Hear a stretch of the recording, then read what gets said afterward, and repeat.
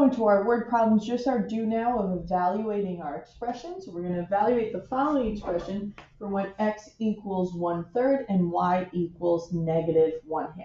Remember, we're going to keep those parentheses whenever they're working with exponents, multiplication, or a double sign.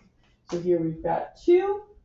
Then we're going to substitute in for x, which is 1/3. It's working with the parenthesis. It's also got multiplication by 2 there, so we're going to keep that parenthesis. Then we're going to subtract y, which is -1/2, and we'll keep the parenthesis there so we can see the double sign. Okay. Now it's just PEMDAS. Order of operations, we're going to be doing 1/3 squared first, so I want to realize 1/3 squared, that's going to be 1/3 times 1/3, which is 1/9. So this becomes 2 times 1/9 minus -1/2. 2 times 1/9, 2 9s. We can combine the double sign here, plus 1/2.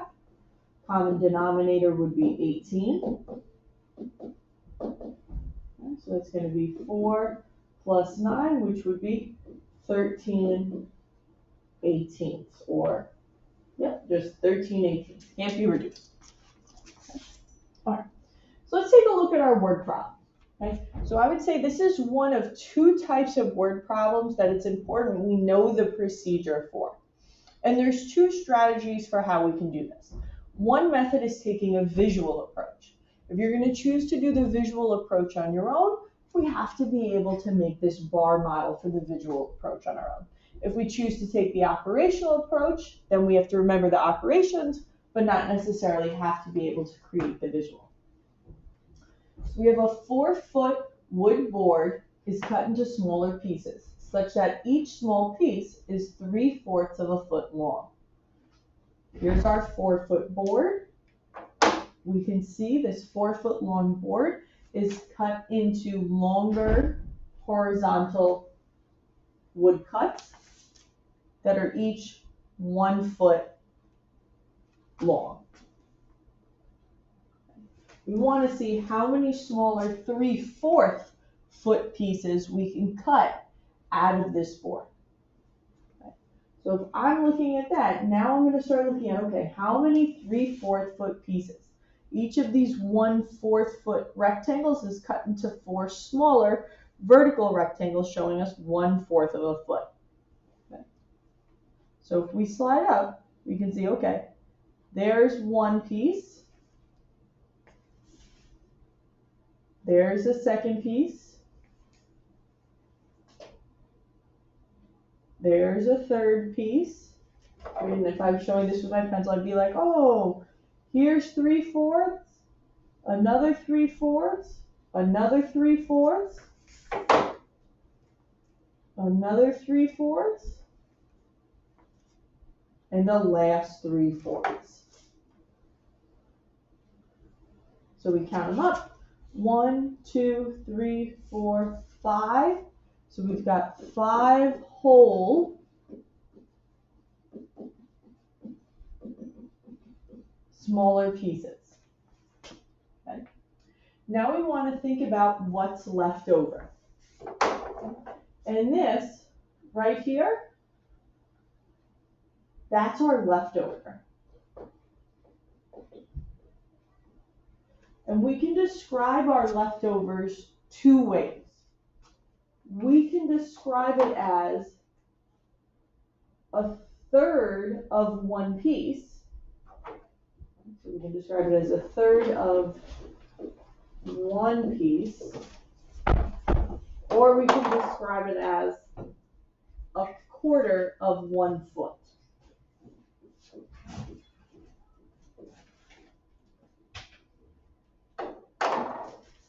And that brings us to part B. How much wood is left over in feet? Well, we can see, describing it in feet, 1/4 of a foot. All right. So like we said, we can also take an operational approach. Okay? In the operational approach, we're going to think about what we're doing here. A 4-foot wood board is cut. It's split into smaller pieces. So that tells me we're dividing. We're dividing it into those 3/4 foot pieces. So we're going to take 4 or 4 over 1 and divide it by 3/4.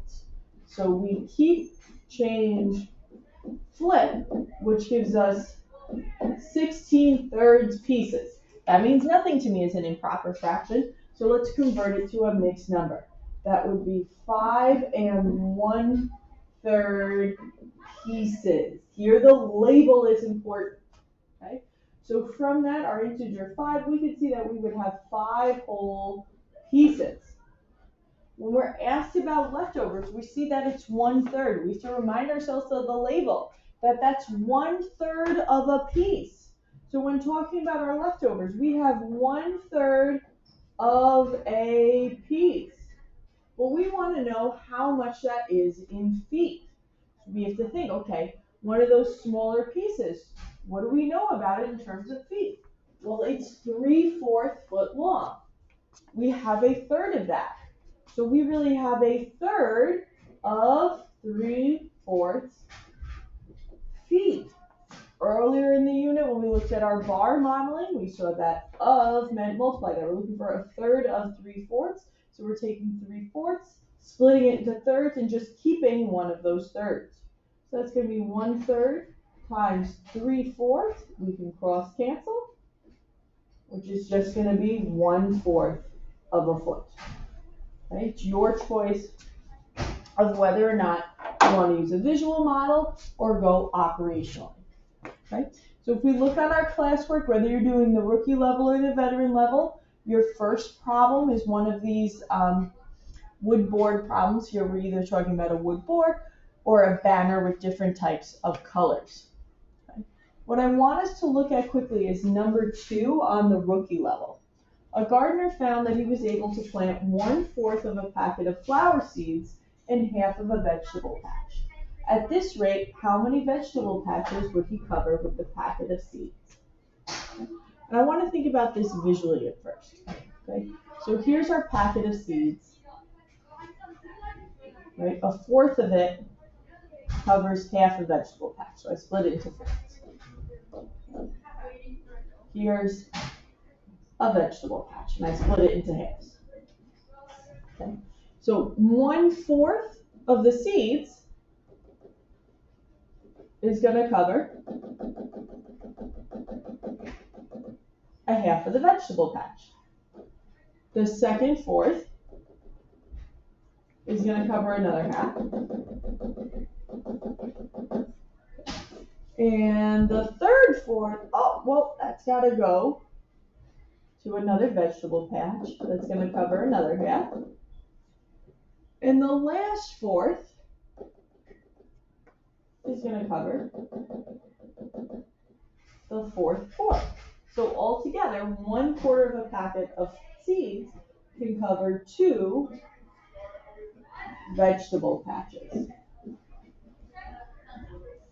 Okay. If we think of this one operationally, we would be taking half of our vegetable patch and dividing it into those quarter seed packets.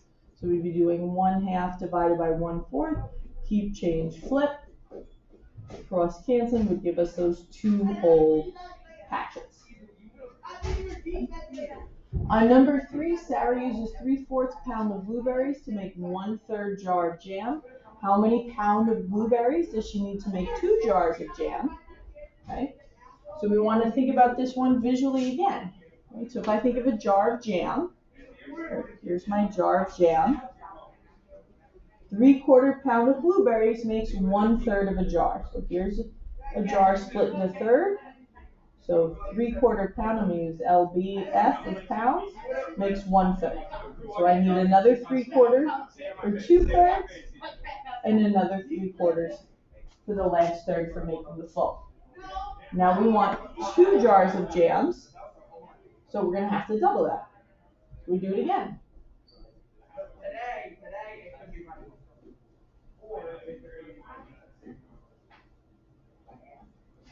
Okay, we look, we've got 1, 2, 3, 4, 5, 6 3/4 pounds. Okay, so what we can do is we can take that 3/4 pounds and multiply by 6, which is going to give us 9 or 4.5 pounds of blueberries.